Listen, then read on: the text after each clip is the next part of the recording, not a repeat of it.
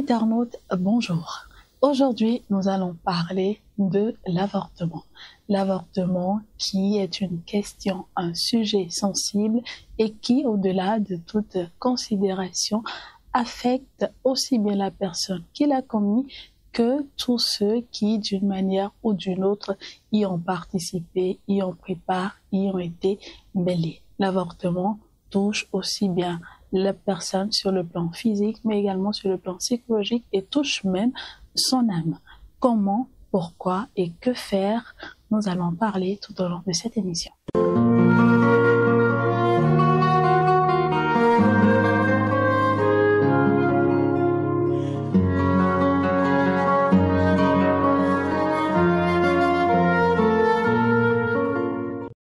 À la lumière de la foi, aujourd'hui, nous sommes avec le Père Jean-Baptiste Toupé. Il est le directeur adjoint du Centre diocésain des éditions et des médias. Et avec lui, nous allons mieux comprendre la position de l'Église par rapport à l'avortement. Père Jean-Baptiste, bonjour. Bonjour Marianne. Merci d'être présent. Toujours un plaisir.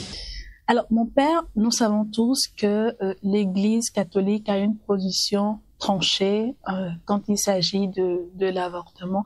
Mais dites-nous, quelles sont les références qu'on pourrait consulter pour mieux comprendre cette position de l'Église catholique? Merci Marianne, merci chers internautes. L'avortement, rappelons-le, est un acte qui met fin à la vie d'un être qui a commencé dans le sein de sa mère. C'est donc un acte avant la naissance de l'enfant.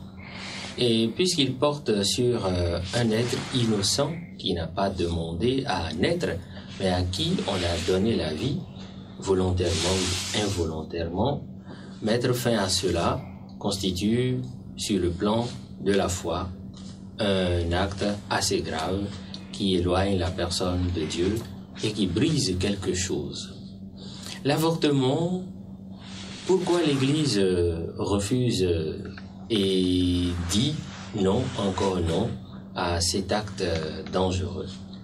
C'est parce que la vie, à son commencement jusqu'à sa fin, porte la dignité de Dieu. Et l'on ne peut pas décider par soi de mettre fin à une vie. Nous le savons dans le livre de l'Exode, au chapitre 20, verset 13, Dieu dit clairement « Tu ne commettras pas de meurtre ». C'est général.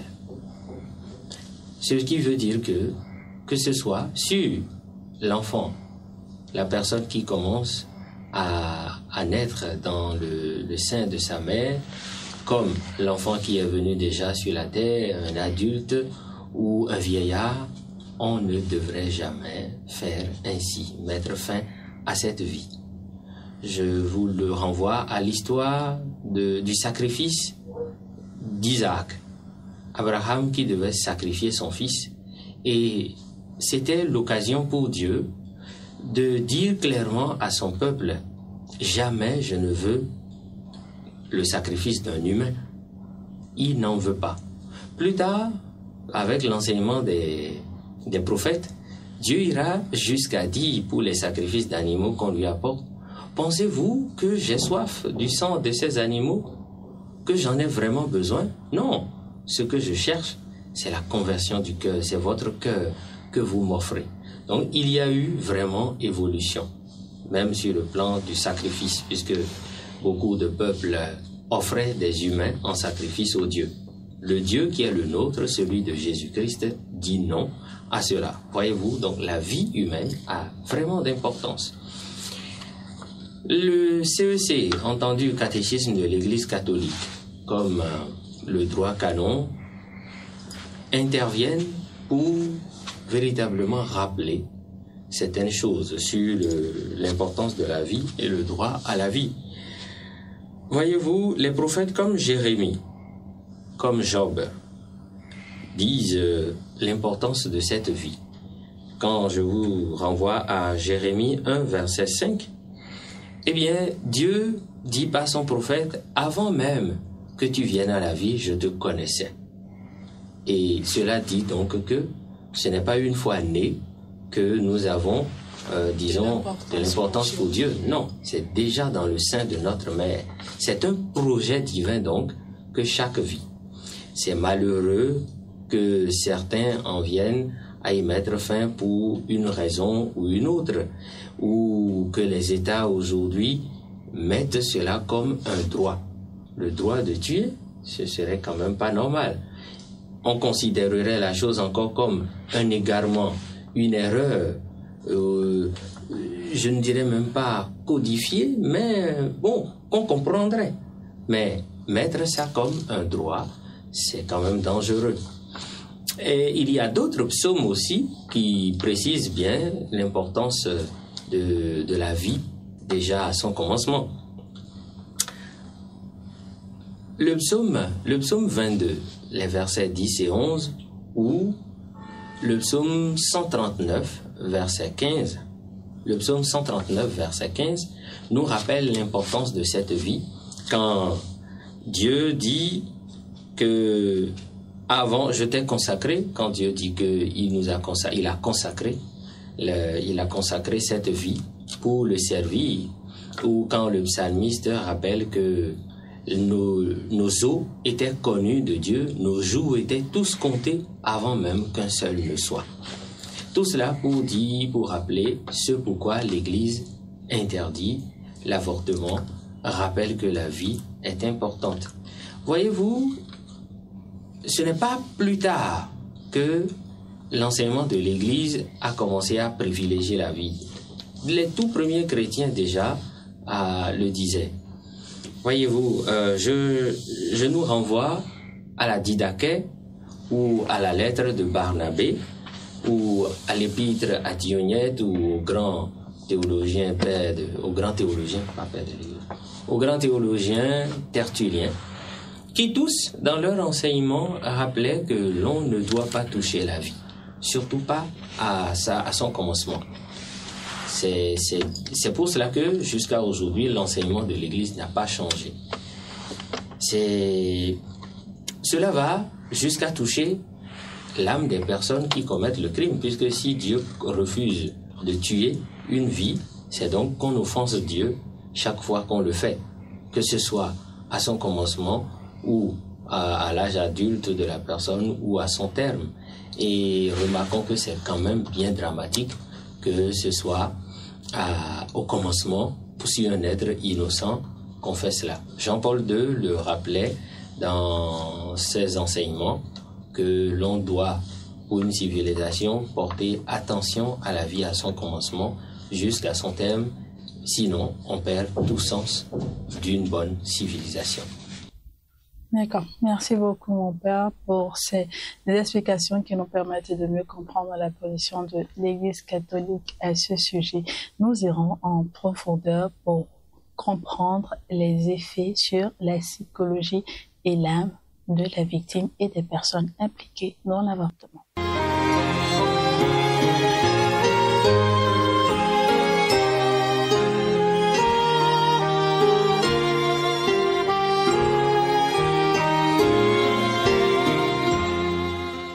En profondeur, aujourd'hui, nous sommes avec le père Achille Lanviwanon.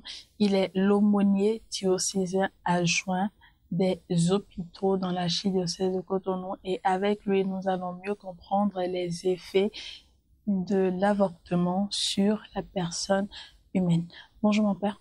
Bonjour Marianne. Merci d'avoir accepté notre invitation. C'est un plaisir, c'est une joie. Alors, dites mon père, quelles sont les conséquences de l'avortement sur l'être humain, sur le plan psychologique? La question de l'avortement engage tout l'être humain. Et il faut dire que chaque fois que la vie est touchée, c'est toute l'humanité qui est touchée. Donc déjà là, on peut voir les effets sur la société, les effets sur la nature. Et celui qui commet l'avortement, il y a beaucoup d'autres effets sur sa personne. Alors, il y a des effets spirituels. Et comme nous sommes dans un cadre ecclésial, il faut reconnaître que l'avortement fait partie des péchés graves. Et quand on parle des péchés graves, des péchés mortels, ça coupe le lien qu'il y a entre l'homme et son Dieu. Et donc, ça brise la connexion, la communion spirituelle. Donc, celui qui a commis, par exemple, l'avortement, perd toute grâce, toute connexion avec Dieu. C'est d'ailleurs ce pourquoi l'Église reconnaît l'avortement comme une excommunication latée sentenciée. C'est-à-dire, pendant que vous êtes en train de commettre l'acte de l'avortement, vous perdez toute communion et avec Dieu et avec l'Église. Et l'avortement a aussi des conséquences psychologiques sur celui qui commet l'acte d'avortement.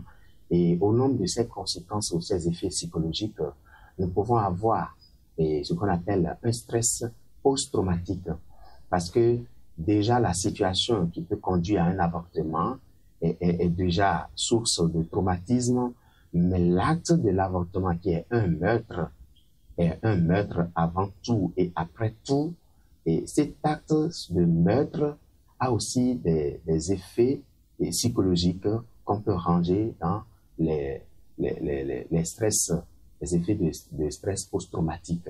Donc, qui peuvent créer des dysfonctionnements psychologiques chez celui qui a commis l'avortement. On peut avoir des troubles psychologiques comme des hallucinations, et on peut avoir des troubles comme le délire, et donc les cauchemars.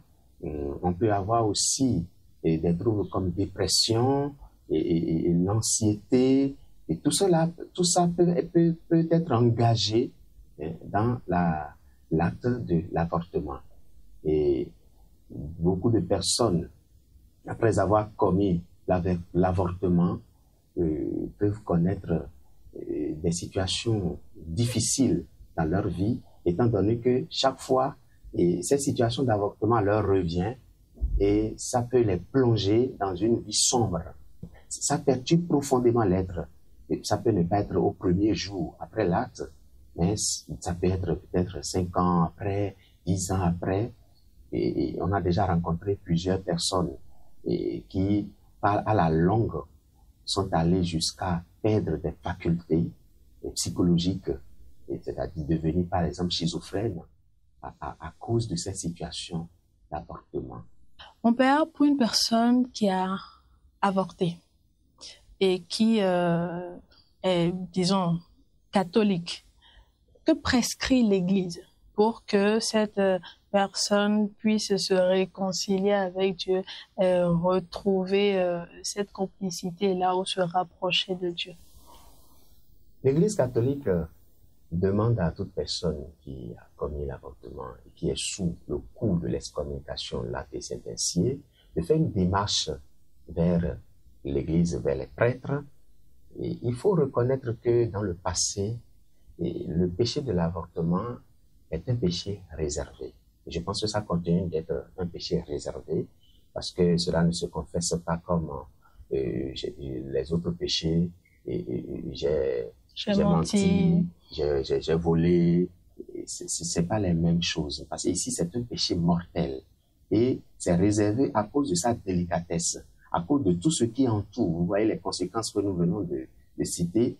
Donc, c'est réservé parce que la guérison de cette blessure peut constituer l'avortement, parce que le meurtre est une blessure sur l'être humain et il peut avoir des conséquences après. Donc, la guérison de cette blessure engage un cheminement très délicat et très spécifique. Donc, celui qui commet l'avortement doit se rendre chez un prêtre avec l'année du jubilé, le jubilé sur la miséricorde, avec l'année du jubilé sur la miséricorde.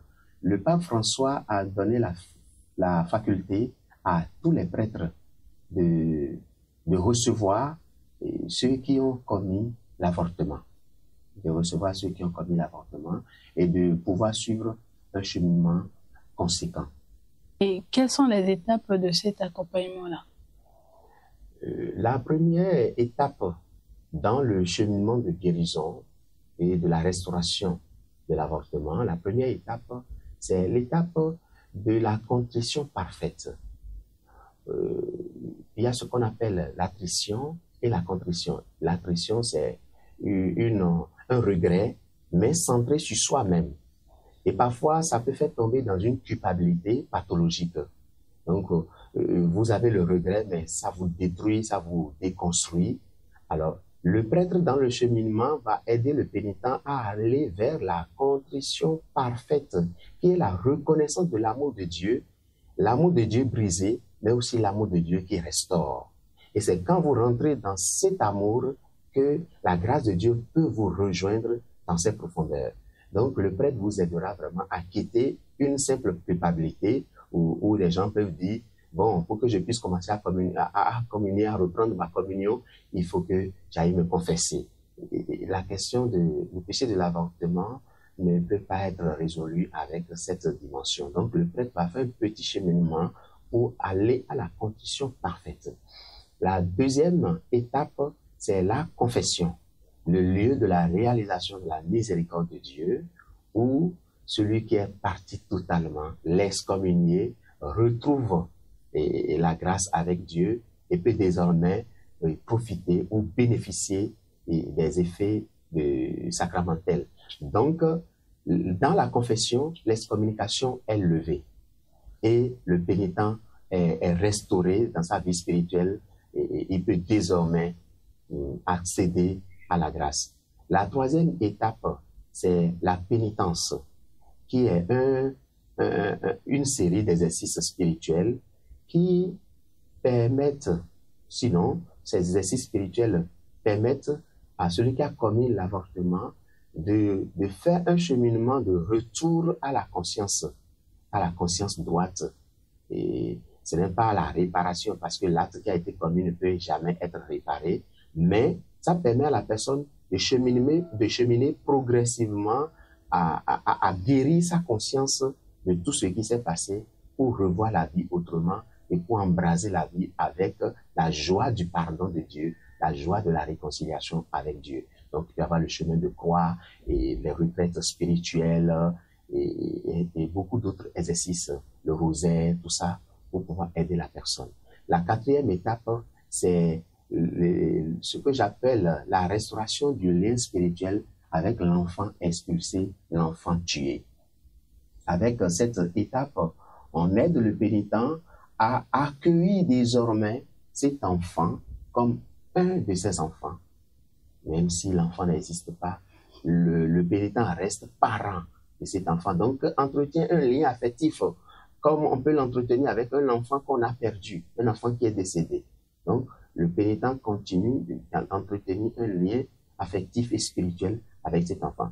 Il faut que je dise que le péché de l'avortement concerne aussi bien ceux qui ont aidé l'individu, donc je parlerai des complices, et que celui qui a porté la grossesse. Donc, tout ce que je dis, l'excommunication et la démarche, ça vaut pour tout le monde, tous ceux qui sont impliqués dans un avortement. Donc, ce n'est pas seulement la femme qui a avorté, qui a appelé à se confesser, non. Celui qui a engrossé, et celui qui a proposé, celui qui a fait, celui qui a permis la réalisation de l'avortement, ils sont tous sous le même effet de l'excommunication lactée sentenciée. D'accord. Merci beaucoup, mon père, pour ces explications qui nous permettent de mieux comprendre la position de l'Église catholique. Nous allons passer à la liaison.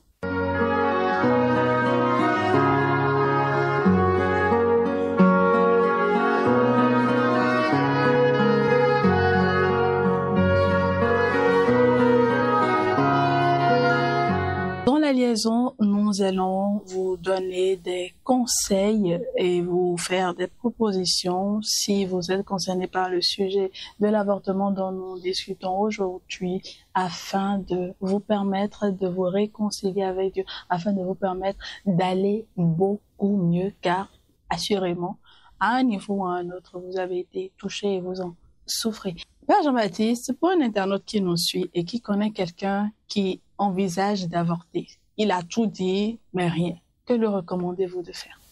Merci Marianne. Je voudrais d'abord rappeler que cet acte, qui est grave, quand on n'interdit pas à une personne de le faire, on est complice. Et pour éviter d'être complice, déjà, il faut rappeler les conséquences de cet acte à la personne qui désire le faire. Quand vous avez essayé cela et que ça n'a pas marché, essayez une deuxième chose. Parlez-en à une ou deux personnes qui pourraient, non pas juger la personne, mais l'aider à comprendre ou lui faire entendre raison. Si cela ne fonctionne pas, rappelez-lui qu'il y a la merveilleuse solution de l'adoption, puisque elle sent que cette personne se dit qu'elle est incapable de garder, alors qu'on passe à l'adoption. Il y a plein de personnes qui ont été adoptées et qui sont heureuses dans leur vie. Donc, au lieu d'arrêter la vie, il faut passer à cette étape. Une toute dernière chose, ne manquez pas de prier. Et comme j'aime à le rappeler, Dieu prévient toujours le mal. Alors, prenez vraiment sur vous de former les personnes, les jeunes ou ceux qui vont au mariage, car certains le font même au cœur du mariage, ce qui est dommage, pour des raisons pécuniaires, voyez-vous. Mais formez les gens, puis enseignez-les, rappelez-leur l'essentiel. Et s'ils se trouvent en situation, il y a bien d'autres manières de se sortir d'affaires que de passer à l'acte de l'avortement. Voilà ce que je peux dire. D'accord. Merci beaucoup, Père Jean-Baptiste. Père Achille, pour un internaute qui en nous suivant s'est rendu compte qu'il a commis l'avortement et qu'il présente les symptômes, les signes dont vous avez parlé, que pouvez-vous lui recommander? La première chose que je peux recommander à celui qui ressent ou est en train de faire un lien entre sa vie actuelle et un acte pareil, c'est de se rendre chez un prêtre pour un discernement, pour une relecture. Et avec le prêtre, il pourra voir si ce qu'il se passe avec lui est lié à l'avortement qu'il avait commis. Mais toujours est-il que si la personne se rend compte qu'il a commis un avortement, la première chose, c'est d'aller se confesser s'il ne l'a pas encore fait. Maintenant, s'il avait fait la confession et que après il ressent des troubles psychologiques liés à l'avortement, il faut reprendre un cheminement de guérison intérieure. La répétition dans l'avortement est une question c'est un dommage social. Parce que normalement, l'éducation devrait nous aider à ne pas concevoir ces actes comme des choses à répéter. Et si, par exemple, nous tombons dans la guerre au Bénin, tout le monde criera au secours. Mais c'est comme s'il y a une guerre actuellement qui est déclenchée contre les enfants dans le ventre de leur mère. Et ceux qui connaissent des avortements comme ça, je disais tout à l'heure qu'il y a une situation, une rupture avec la création de Dieu. Et donc ça peut entraîner beaucoup d'autres conséquences dans leur vie qui ne sont peut-être pas perceptibles aujourd'hui, mais à la longue. Et donc c'est pour ça que moi j'invite les personnes à d'abord chercher d'autres alternatives. Et d'ailleurs même, à parvenir à l'avortement comme une solution, c'est une démission de la société. Parce que quand nous tombons dans une situation difficile, la société est là pour nous soutenir. Mais procéder à l'avortement, la suppression d'un être vivant pour régler une situation, c'est comme si la société n'existe plus. Et donc moi je demande, il faut toujours faire recours à la société. Quand c'est l'église, allez vers le prêtre, allez vers l'évêque, dit j'ai une grossesse et je ne sais pas ce qu'il faut faire et je ne veux pas avorter. On trouvera une structure pour vous accompagner jusqu'à la fin. D'accord. Merci beaucoup, mon père, pour ces précieux conseils. Amis internautes, ce sera tout pour ce numéro de votre émission Regard Neuf que nous vous remercions d'avoir suivi. Nous espérons que les conseils, avis et explications des pères vous aideront à prendre les mesures qu'il faut pour guérir et pour aller de l'avant. Si vous n'êtes pas encore abonné à la chaîne, activez la cloche de notification pour ne pas rater le prochain numéro. D'ici là, prenez soin de vous et à très bientôt. Avec Dieu, pensons nos blessures intérieures.